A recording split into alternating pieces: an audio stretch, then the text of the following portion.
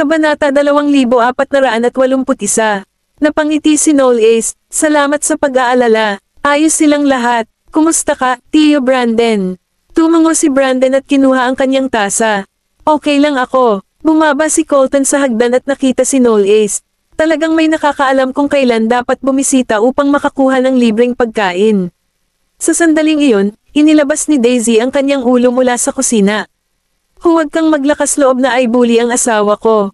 Natigilan si Colton. Tumawa si Brandon at iniba ang usapan. Gusto mo bang magkaroon ng inihaw na pabo ngayong gabi? Sumagot kaagad si Daisy, ang ganda ng inihaw na pabo. Sinabi ni Noel Ace, sasama ako sa pinili ng aking asawa. Magsasalita pa lang si Brandon, si Colton lang ang tila na abala sa ideya. Inihaw na pabo. Lalampasan ko. Nag-clear throat si Freya. Nagkunwari siyang nag-alinlangan sandali at inilayo ang mukha. Okay, sasama tayo sa roast turkey. Lalong lumakas ang ngiti ni Daisy. Alas 5 ng hapon, puno ng pagkain ang mesa. Mayroong roast turkey, mashed potato, maple glazed ham, green bean casserole, gravy, cranberry sauce, at iba pa, at para sa dessert, sticky toffee pudding. Si Noel Ace ay naghahalo ng mga sarsa habang si Colton ay naghahain ng mga pinggan, at si Brandon ay kumukuha ng mga pilak mula sa kusina patungo sa hapagkainan. Pagkaupo ng lahat, naantig si Brandon nang makita niya ang masaya at maaliwalas na eksena, dahil matagal na itong hindi naging ganito kagulo. Kain na tayo. Kinuha ng lahat ang kanilang mga pilak at nagsimulang kumain. Dahil buntis si Daisy, naghahangad siya ng maanghang at maasim na pagkain kamakailan, kaya nagdagdag si Noel Ace ng ilang lemon juice sa kanyang sarsa. Nang makita ito, nakangiting tanong ni Freya, nabalitaan ko na ang mga babaeng may gana sa maanghang na pagkain habang sila ay buntis ay nangangahulugan na sila ay buntis ng kambal, kaya ibig sabihin ba nito ay mag-aasam kami ng kambal mula sa iyo, Daisy? Dinidibo ni Colton ang pabo para kay Freya nang kumaibat ang kanyang mga talukap. Hindi 100% ang pagkakataon na mabiyayaan siya ng kambal. Nagtaas ng ulo si Daisy. Colton, minamaliit mo ba ako? Napasulyap siya sa hapagkainan kay Noel Ace, ang tinitignan niya ay halatang si Noel Ace. Bahagyang tumaas ang kilay ni Noel Ace. Bakit mo ako hinihila kasama mo dahil lang sa hindi mo kaya? Lumamlam ang ekspresyon ni Colton. Sino lang sa tingin mo ang tinutukoy mo? Pinanood ni Brandon ang pagtatalo mula sa gilid at nag-aalala na baka magkaaway sila, kaya gusto niyang gambale ng mga ito ngunit nabigo siyang makahanap ng puwang para gawin iyon. Sa kabilang bahagi ng mesa, matagal nang nos-anay sina Freya at Daisy, dahil sina Colton at Noel Ace ay kilala na noon pa man ay ayaw sa isa't isa. Kinuha ni Daisy ang kanyang inumin. Merry Christmas guys, sa palagay ko dapat sumunod ang isang toast. Kinuha ni na Brandon at Freya ang kanilang mga baso, tumugon sa mungkahi ni Daisy, at sa ilalim ng mapagbantay na titig ni na Daisy at Freya, at ubili na kinuha ng dalawa ang kanilang mga baso ng alak. Hinawakan ni Daisy ang mga palso ni na Colton at Noel Ace at ikanawit ang kanilang mga baso ng alak sa isa't isa.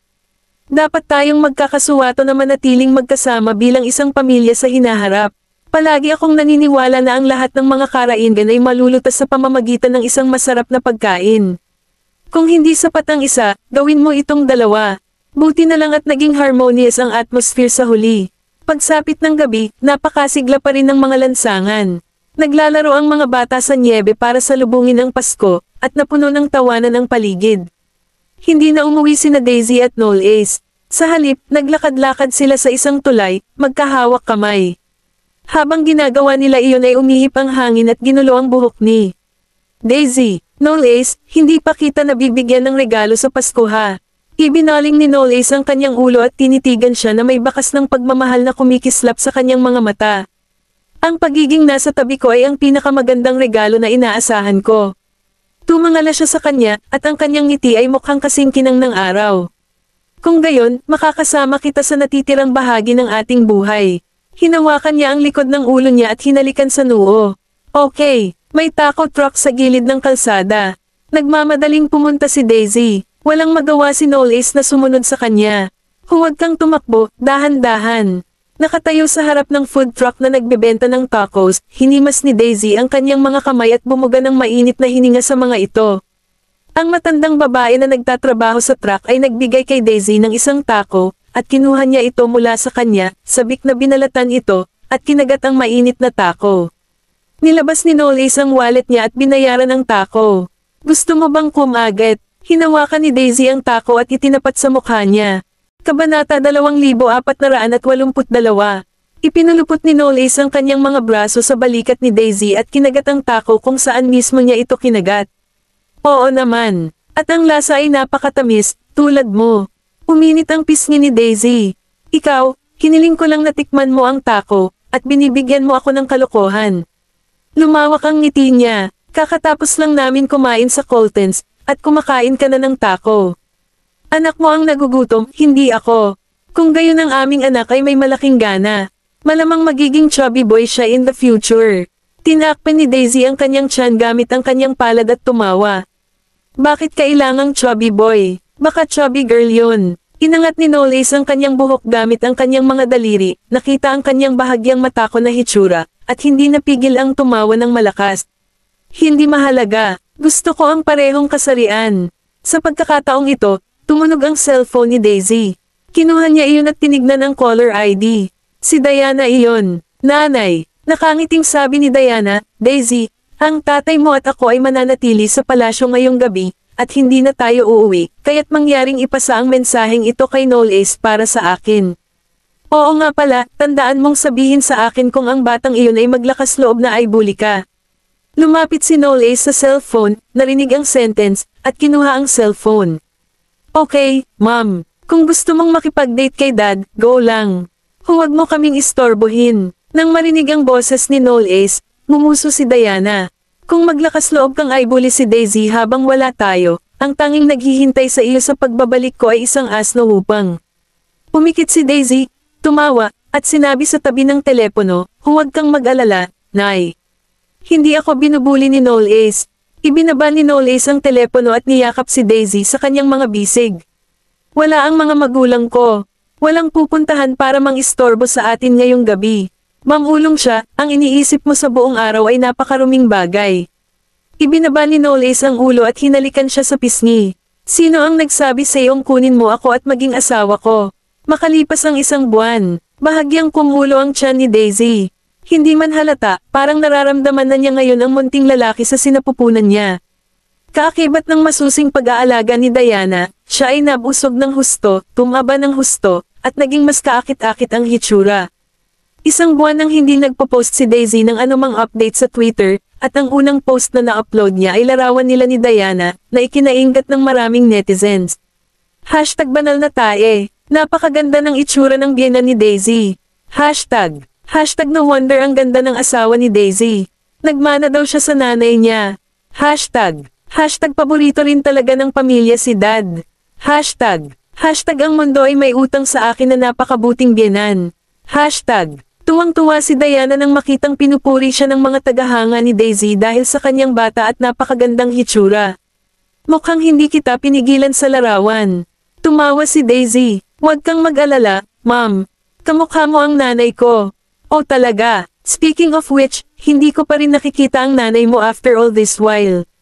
Gusto ko talaga. Hindi na makapaghintay si Diana na makilala ang kanyang mga biyenan. Si Rick, na nakaupo sa tapat ni Diana at umiinom ng kanyang tsaa, ay isinara ang pahayagan sa kanyang mga kamay. By the way, hindi ba sinabi ni Father na gusto niyang makilala ang dalawang batang ito? Dalhin natin sila sa palasyo ngayong linggo. Naalala ito ni Diana bigla. Oo, nakalimutan ko na talaga iyon.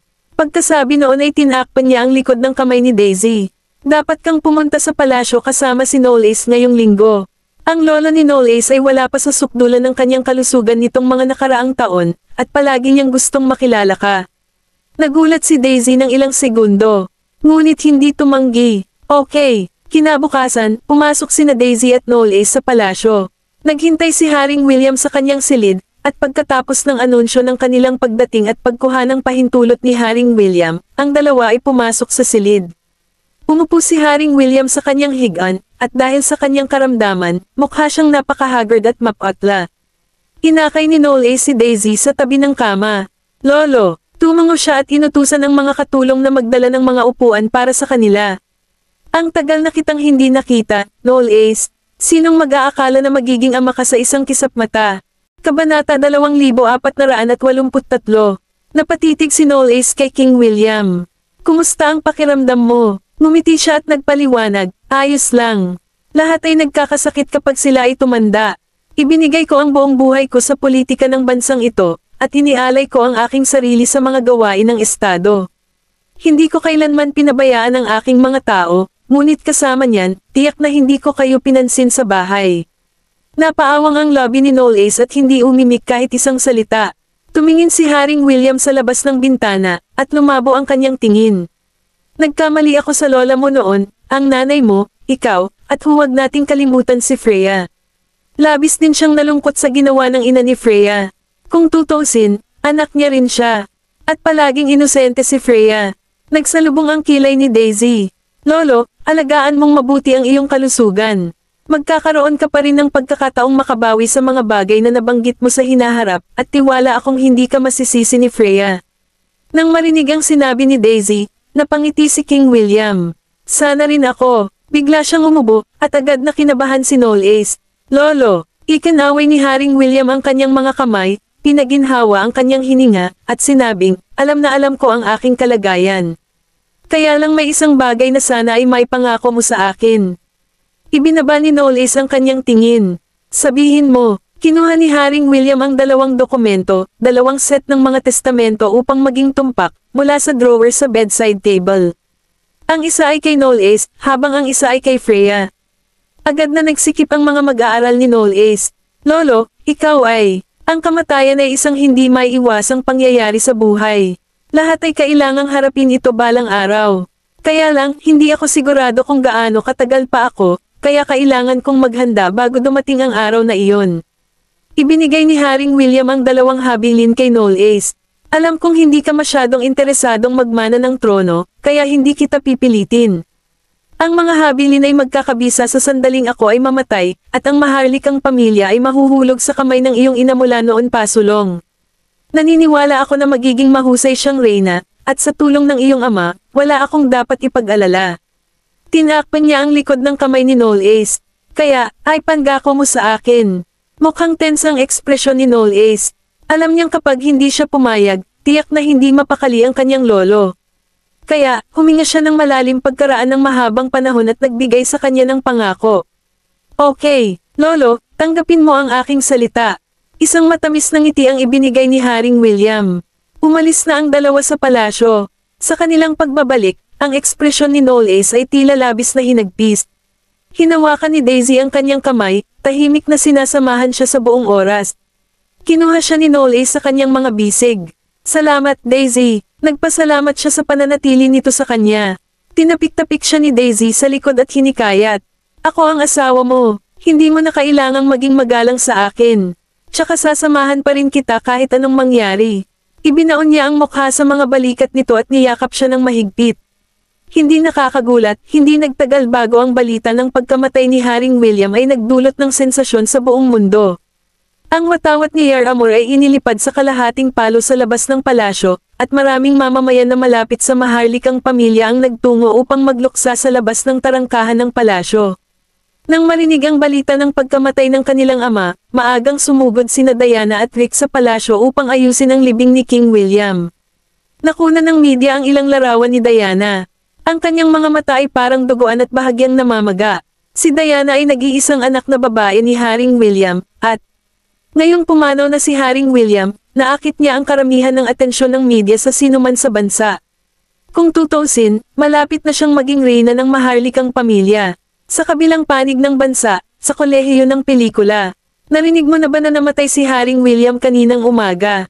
Si Haring William ay bihirang dumalo sa mga pulong at kaganapan sa parlamentaryo mula noong kalahating taon na ang nakalipas. Ang kanyang kalusugan ay malamang na lumala mula noon. Nahulog sa lupa ang panulat ni Freya nang marinig niya ang mga salitang ito. Bigla siyang umalis sa kinauupuan niya at tumakbo palabas. Dahil nag-aalala si Leia sa kanya, tumayo siya at sinundan siya. Huminto si Freya sa ilalim ng mga silid-aralan at sumigaw ng malakas habang binabalot siya ng kalungkutan. Kabanata 2484. Pumunta si Leia sa gilid niya. Freya, okay ka lang ba? Umiling siya at hindi man lang makapagbitaw ng salita sa sandaling iyon. Nanatili si Leia sa tabi niya at inaliw siya hanggang sa lumitaw si Colton. Alam niyang maririnig ni Freya ang balita, kaya nagmadali siyang pumunta sa kolehiyo para hanapin siya.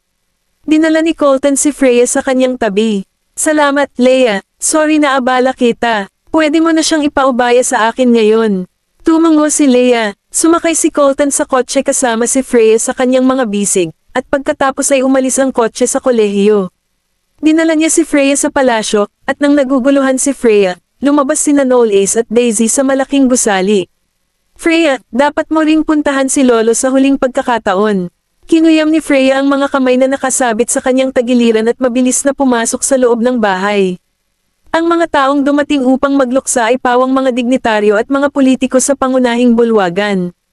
Ang katawan ni King William ay inilagay sa isang salamin na kabaong, at ang kanyang ekspresyon ay mukhang mapayapa, na parabang siya ay natutulog. Si Freya ay lumitaw sa bulwagan, na sinundan ni Noel Ace. Unti-unting naglakad siya papunta sa glass coffin.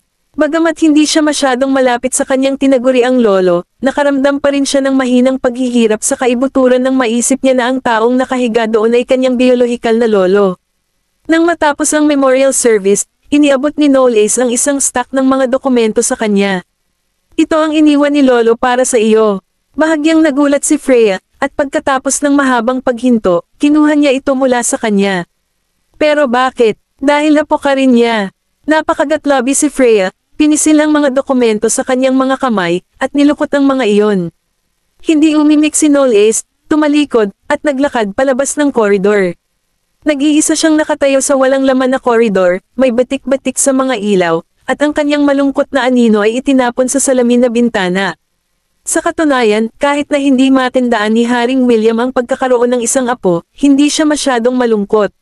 Gayunpaman, nang ibigay sa kanya ni Noel Ace ang testamento at sinabi sa kanya na siya ay apo rin ni Haring William, sa kanya lang naunawaan na hindi siya nakakalimutan ng kanyang lolo. Ibinaba ni Freya ang kanyang ulo na parang may nadurog sa kanyang dibdib at saka mahigpit na hinawakan ang mga dokumento sa kanyang mga braso at sa kanyang dibdib. Kinailangan pa niyang pigilin ang boses habang umiiyak. Tumayo si Colton sa likuran niya. Pagkaraan ng mahabang panahon, hakbang-hakbang itong lumapit sa kanya, itinaas ang kanyang mga kamay, at hinawakan siya sa kanyang mga balikat. Nagulat siya, lumingon, at tinitigan si Colton na may mga luha pa ring nangingilid sa kanyang mga pisngi. Kinuha siya ni Colton sa kanyang mga bisig. Ibinaba niya ang tingin at ibinaon ang mukha sa balikat nito. Ipinulupot niya ang kanyang mga braso sa nanginginig nitong mga balikat at sinabi sa mahinang boses, umiyak ka ng malakas kung gusto mong gawin iyon. Walang tatawa sa iyo. Niyakap siya ng mahigpit ni Freya at binasa ang kanyang mga balikat sa luha. Pagkalabas ng palasyo, hindi na nagsalita si Freya simula nang makasakay siya sa kotse. Napasandal siya sa bintana ng sasakyan, at ang mga mata ay nahulog sa labas ng bintana.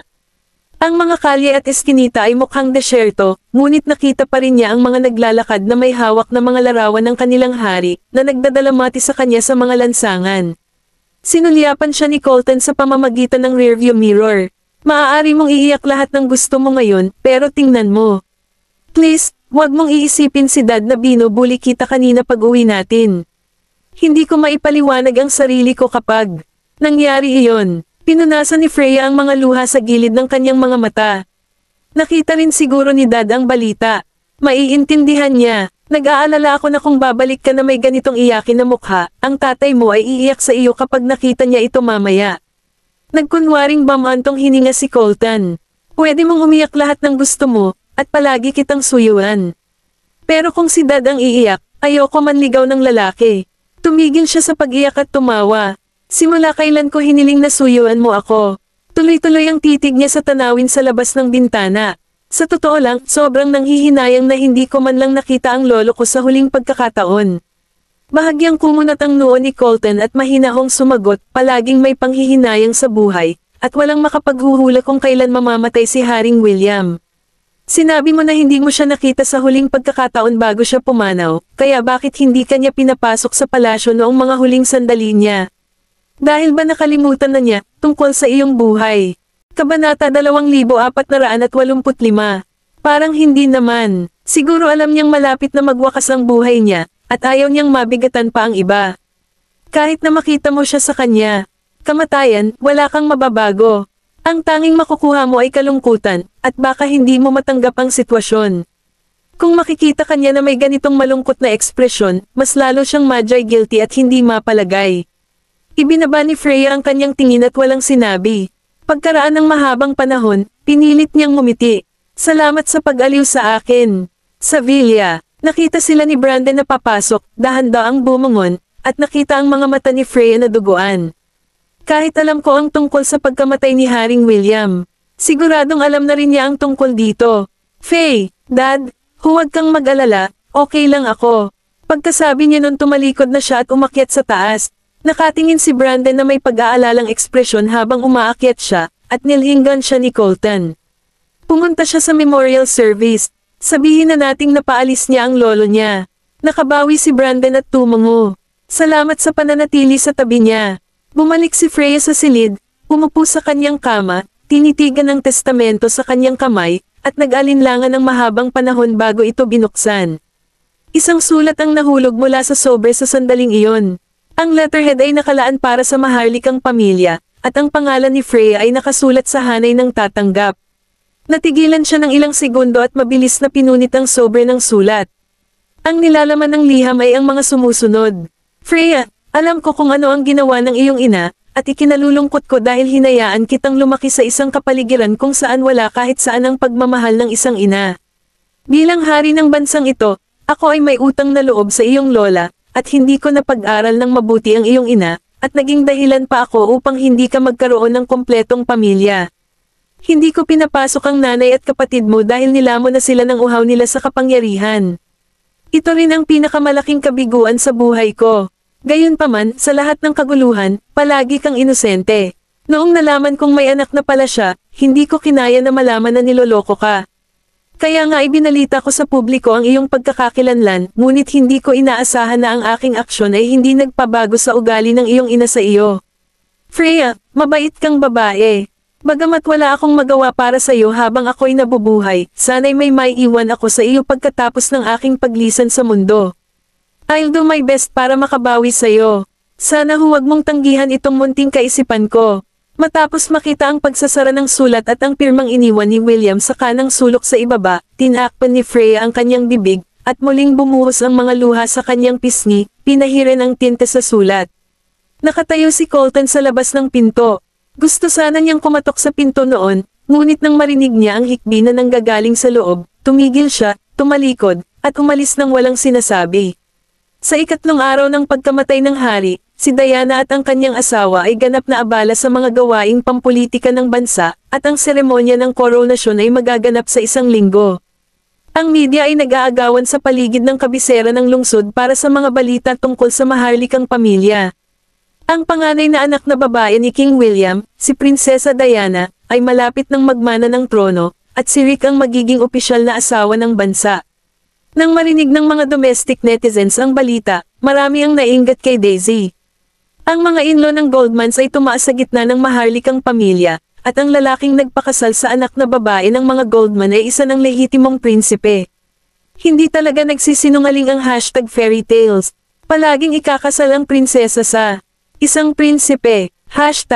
Hashtag siguradong iniligtas ni Dad ang sansinukob sa kanyang nakaraang buhay para mabiyayaan ng ganoong pakikipagtagpo sa buhay, di ba?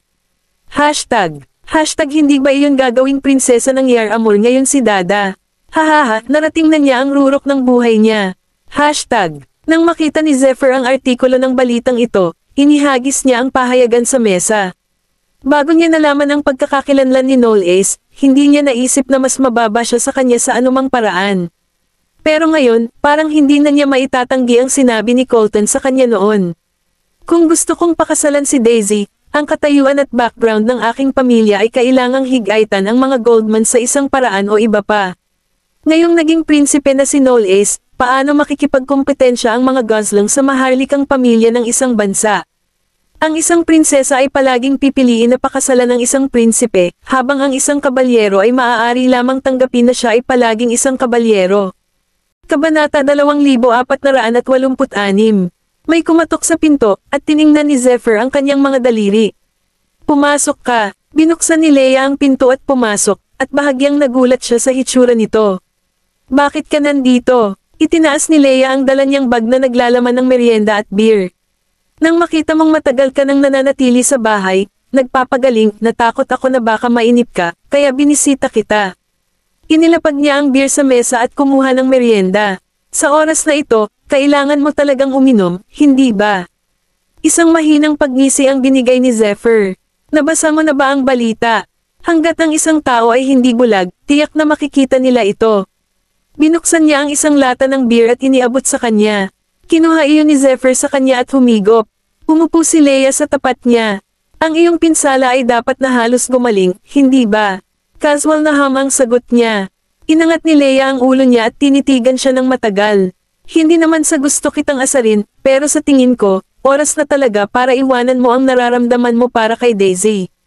Kung tutusin, may asawa na siya, at wala ka nang magagawa para baguhin iyon. So ano, nalipat ang tingin ni Zephyr sa kanya. Nandito ka ba para hikayatin akong sumuko sa kanya? Kung ganoon, ano ang balak mong gawin kung ayaw mong sumuko? Sa tingin mo may chance ka pa.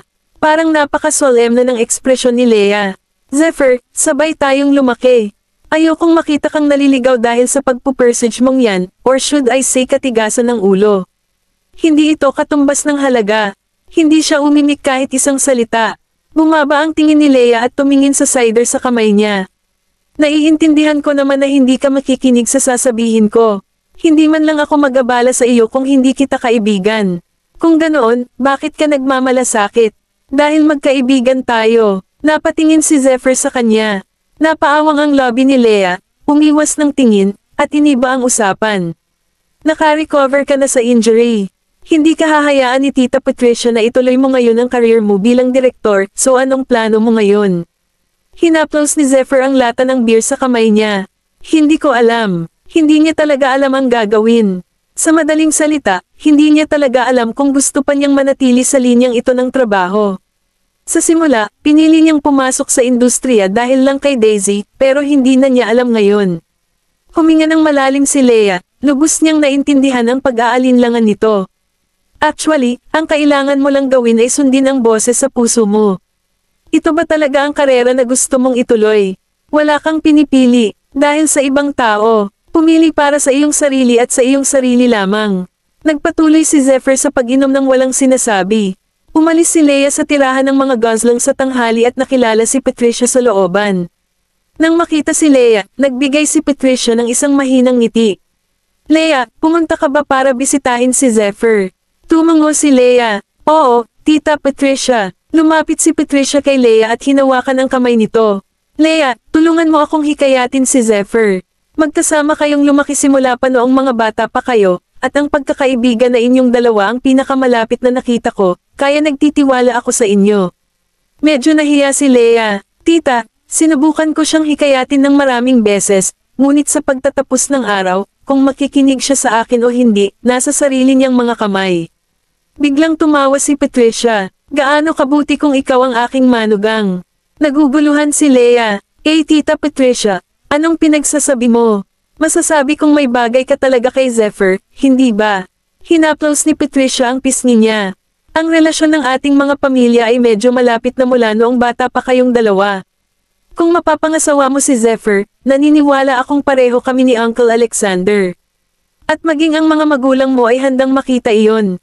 Namilog ang mga talukap ni Leia. Lagi ko nang itinatago ang sikretong ito ng napakalalim na walang makakaalam nito, ngunit nagawa ni Tita Patricia na makita ito. Pero may naisip siya at ibinaba ang tingin. Tita Patricia, wala siyang pake sa akin. Ang mga ganitong sapilitang relasyon ay hindi magtatapos ng maayos. Karaniwan silang walang bunga. Bakit hindi? Ang mga damdamin ay maaaring kultura at maayos habang lumilipas ang panahon, hindi banggitin na mayroon kayong ganoong kalapit na relasyon. Napangiti si Patricia. Walang girlfriend ngayon si Zephyr, at lagi akong nag-aalala na baka sumuko na siya sa buhay at masiraan ng loob dahil kay Daisy, kaya ikaw lang ang maaasahan ko ngayon. Kabanata 2487. Walang sinabi si Leia, ngunit milyon-milyong kaisipan ang nag-flash sa kanyang isipan. Sa kabilang panig ng mga bagay, nagmaneho si Noel Ace sa Blue Valley Manor, at bumaba si Daisy sa kotse.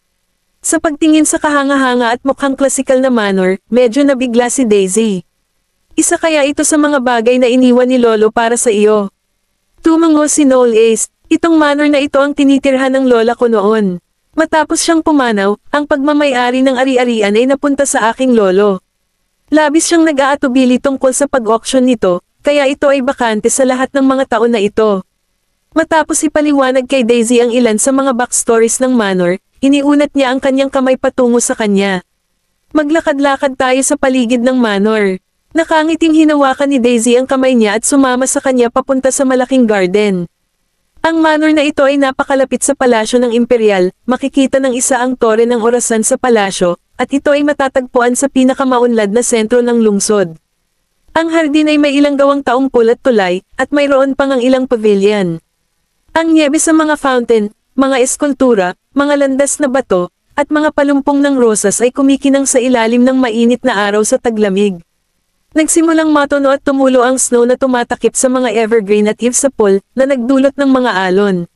Ngumisi si Daisy. Napakatahimik at tahimik dito. Ngumiti din si Noel Ace. Ito ay talagang napakapayapa, napakaangkop para sa isang espiritual na pananatili.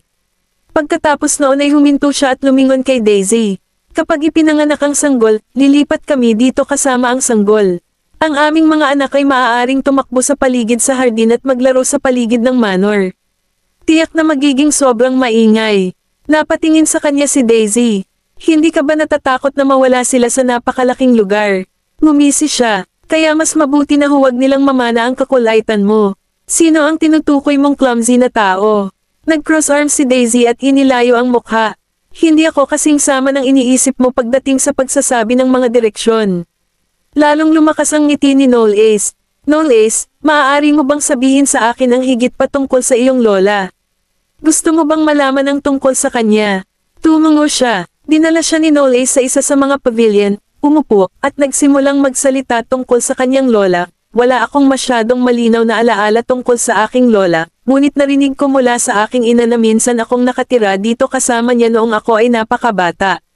Sinabi sa akin ng aking ina na ang aking lola ay isang magiliw at banal na babae. Kahit na may kabit ang aking lolo, tinanggap ng aking lola ang pag-iral ng may bahay. She never had any prejudice against my tita because she was the mistress child. Nakipag-away lang siya sa lolo ko noong nakidnap ako. Si Noel Ace ay ibinalik sa Knowles noong siya ay 3 o 4 na taong gulang, at iyon ay kung paano siya naging target ni Madam Knowles. Narinig din ni Daisy ang tungkol sa pagkidnap kay Noel Ace noong bata pa siya. Kung gayon ang insidente ay dapat na nakakatakot sa iyo, tama ba? Nakakatakot talaga. Naging madilim ang kanyang mga mata. Ngunit sa halip na mapuno ng kakilakilabot, hindi pagpayag ang pangunahing emosyon na sumasalamin sa akin noong mga araw na iyon.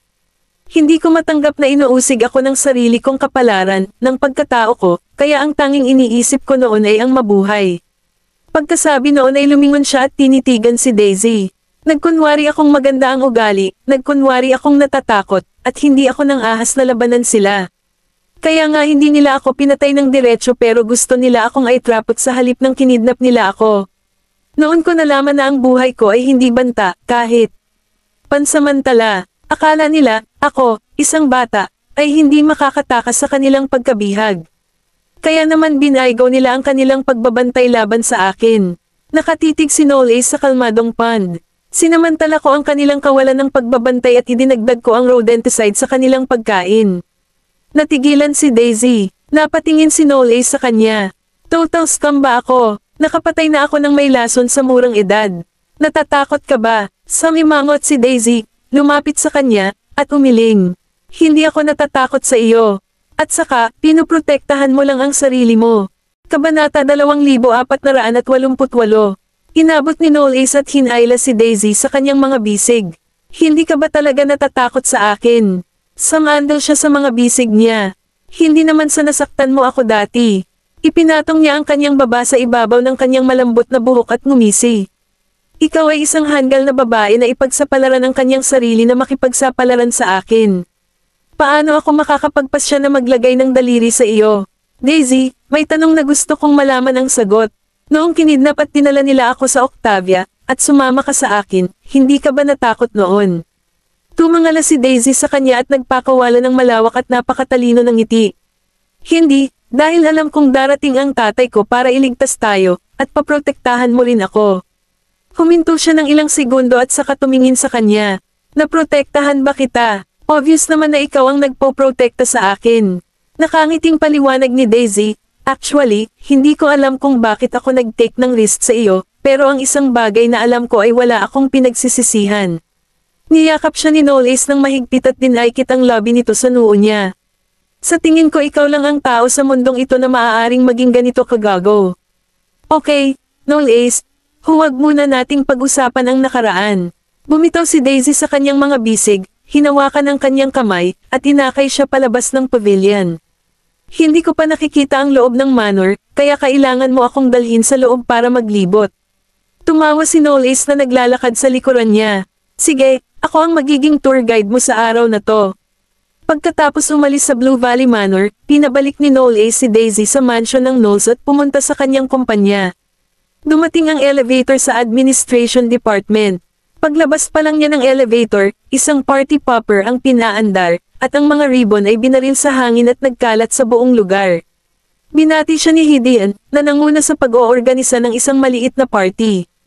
Congratulations kuya! Oh, my bad. Dapat kitang tawagan bilang Prinsipe Knowles ngayon.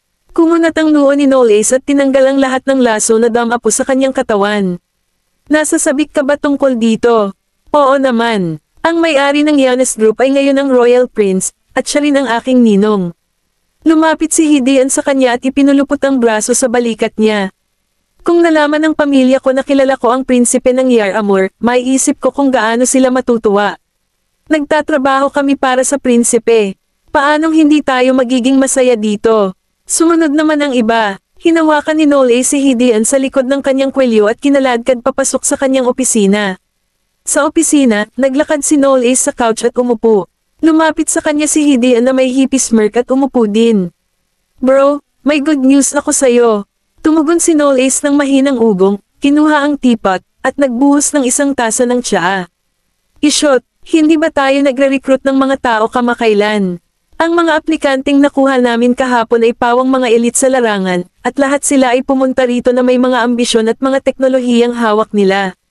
Magandang balita ba ito? Siyempre, may 10 tech company din ang nag-aagawan para makipagtulungan sa amin. Hindi na natin kailangan pang mag-recruit ng mga tauhan ngayon. Maaari tayong magsagawa ng panayam at pumili mula sa dagat ng mga kandidato. Ang Giannis Tech ay itinatag 2 taon na ang nakakaraan, at naunawaan ni Gideon ang paghihirap ng kumpanya sa 2 taon na ito. Hindi kailanman nagkukulang ng pondo, ngunit palaging may kakulangan ng lakas tao, lalo na sa mga teknikal na departamento. Ang ibang kumpanya ay nag-hire ng maraming elite para sa mataas na sweldo, at bagaman hindi mababa ang sweldo ng Giannis Tech, ito ay isang bagong tatag na kumpanya noon. Ang mga elite sa larangan ay natural na pipiliin na magtrabaho sa ilalim ng mas mahusay na mga kumpanya. Lalo na noong wala si Knowles sa kumpanya, maraming technician ang umalis dahil sa sobrang trabaho, at kakaunti ang mga taong piniling manatili. Kapag ang panloob ay hindi matatag, magiging mahirap para sa Giannis Tech na palawakin. At ngayon, sa maraming tech elite na pumipili sa Giannis Tech bilang kumpanyang gusto nilang magtrabaho at iba't ibang kumpanya na sunod-sunod na nagpapalawak ng mga sangay ng oliba sa direksyon ng kumpanya, ito ay talagang magandang balita para kay Gideon. Ininom ni Knowles ang tsaa ng hindi nagmamadali. Sa tingin mo ba ay taos-puso ang mga kumpanya sa kanilang panukala sa pakikipagtulungan? Ang mga Knowles ay naging maharlikang pamilya, at ang mga benepisyo na maaari nilang makuha mula sa kumpanya ay hindi kapani-paniwalang malaki ngayon. Sino ba ang hindi magnanais na magkaroon ng isang uri ng koneksyon sa maharlikang pamilya? Kabanata 2489. Ang Giannis Tech ay isang kumpanya na itinatag ko kamakailan. Sa sandaling makuha namin ang suporta ng maharlikang pamilya, hindi nakakailanganin ng kumpanya na aktibong maghanap ng mga kasosyo sa negosyo. Hindi mabilang na mga kasosyo ang tiyak na magkukusa na lumapit sa amin, na nagmumungkahi ng mga pakikipagtulungan sa lahat ng aspeto. Naguguluhan si Gideon. Pagkatapos, ibinaba ni Knowles ang tasa ng tsaa. Hindi kami nagmamadaling maghanap ng business partner ngayon. Ang kailangan natin ngayon ay technical personnel. Para sa mga kumpanyang gustong makipagtulungan sa amin, gumawa lang ng ilang dahilan at tanggihan ang kanilang mga panukala. Saglit na natigilan si Gideon, ngunit tumango na lamang siya sa pagtatapos ng araw. Okay, kasabay nito, ang lahat ng mga channel ng balita, pahayagan, at magazine ay nag-uulat pa rin ng paghahanda ni Diana para sa koronasyon. Ang mga mag-aaral sa kolehiyo ng pelikula ay pinag-uusapan ang tungkol sa maharlikang pamilya kamakailan. Sa sandaling iyon, dumaan si Freya sa koridor, at maraming estudyante ang napatingin sa kanya habang nagbubulungan sila sa isa't isa. Kung hindi ako nagkakamali, parang kamag-anak siya ng royal family. Nabalitaan ko na si Haring William ay naghanda ng 2 testamento bago siya mamatay, at ang isa ay malamang sa kanya. Ang lola niya ay may bahay lang ni King William noon, kaya walang kinalaman sa kanya ang kapangyarihan ng royal family. Kaya, bakit may iiwan ang hari sa kanya? Oo, ang tagapagmana ng Knowles ay ang prinsipe na ngayon, at si Mrs. Knowles ang tanging tao na lehitimong inapo ng bloodline ni King William. Kakoronahan siya bilang reyna sa loob ng 3 araw. Kaya, bilang isang tao mula sa Pruitts, wala siyang dapat gawin sa royal family ngayon. Paakyat na sana si Freya nang marinig niyang tinatawag siya ni Leia. Pagkatapos ay lumingon siya at nakita si Leia. Naglakad palapit sa kanya si Leia. Nabalitaan ko na nag-apply ka ng leave of absence, okay ka lang ba? Umiling si Freya. Ayos lang ako. Inakbayan siya ni Leia at sumabay sa kanya sa itaas. Wala nang pakialam sa mga chismis na kumakalat sa campus nitong mga ilang araw.